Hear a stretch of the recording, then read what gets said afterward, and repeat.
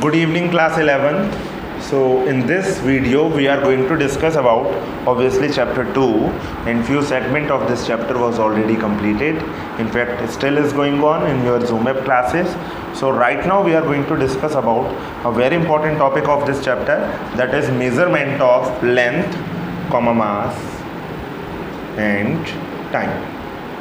So this is what we are going to discuss: measurement of length, mass and time.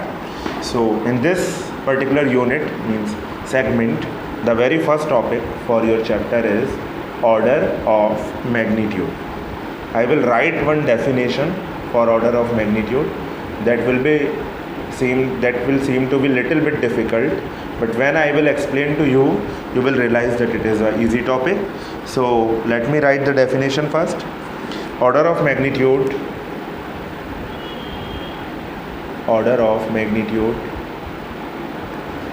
of a quantity as the power of 10, which gives us a value nearest to the actual value of quantity. Now I have written this definition, and you will find it little difficult and complicated as per the language, but let me explain you this. Suppose a number is given to us and we have to calculate its order of magnitude. For example, 49 is given and we have to tell the order of magnitude of this number. So students, can we write this 49 as 4.9 into 10 power 1? Okay, this we can write. So order of magnitude of this number will be 1. Suppose we have a number 51, then what will be the order of magnitude of this number? You will say, sir, we will write this 5.1 into 10 power 1 and order of magnitude will be 2. You will say this. So that's wrong. This cannot be done. Students, remember one thing. The number which will be written here should be between, that number should be, means suppose this is n should be greater than 0, greater than 0 but less than 5 anyhow. So n order of magnitude will be, suppose n is given, so n is equal to n into 10 power x, where n is what? This is the condition applied, and x is what? X is the order of magnitude. So this is how you can understand it well. Now what should be the order of magnitude here? So as per the definition, means one symbol I have written for you people, so you can understand this.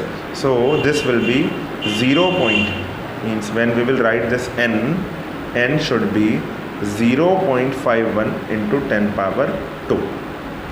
This is what we should write, because n, the condition for n is given to us, that should be greater than 0 but lesser than 5. So greater than 0 but lesser than 5. So this is correct. And what is x? X is the order of magnitude. So order of magnitude here will be, order of magnitude here is how much? 2. So this is how we can calculate the value of order of magnitude. Suppose there is one more number given to us. So let us solve it for 2 or 3 terms. 499 is given to us. So this will be 4.99 into 10 power 2. So here the order of magnitude will be 2. As you can see, this is less than 5. Less than 5 and greater than 0. That's the condition. So order of magnitude you can calculate. Okay, let us solve it for few more problems so that you will become more familiar with this. So suppose there is a number 999. So this will be written as 9.99 into 10 power 2. Is it correct? No, it's not correct. We should write it as 9.99. We should write it as 0.999 into 10 power 3. So order of magnitude here will be a value that is 3. So this is how we can solve Now this was all about order of magnitude, and remaining topic I will just soon make a video for you people, so just watch it and understand order of magnitude.